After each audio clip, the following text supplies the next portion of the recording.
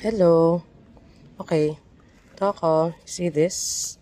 Solar fan to eh. Solar cap. Solar fan cap. So, yan, no? Kita naman gumagana, di ba? Kasi nasa ilalim mismo ako ng araw.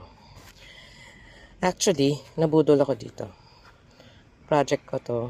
Project namin. As practicum sana. Proposal namin to. So, ngayon, ito siya. Dati ang project namin dito o dito ang solar proposal.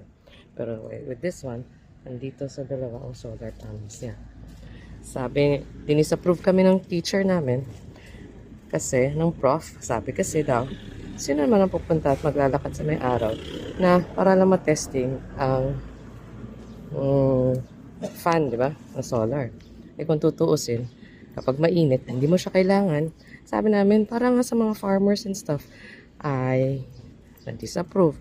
Ending namin, glass edge picture frame. Ang layo, di ba? Pero okay din naman sana.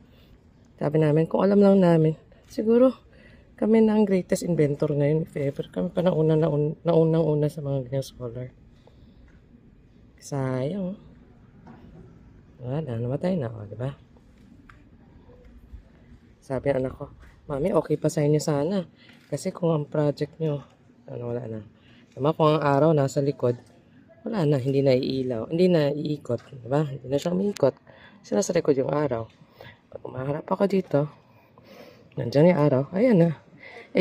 Yung proposal namin before, sa bunbunan. Kung dito, ganun din mangyari, similar to this one. Kung sa bunbunan yung idea, mas maganda. Kasi, kahit sa may araw ka, kahit sa anong direction ka, sa likod o sa harap yung araw, kuha mo yung solar, di ba? Gagana at gagana ang fan. So, may downside pa rin to. May pag-asa pa siguro ako. Dapat nasa taas ang solar. And dapat mas malakas ang fan. Anyway, yon. Bilad na ako sa araw. Tapos pag nawala na ako sa araw, wala na siya.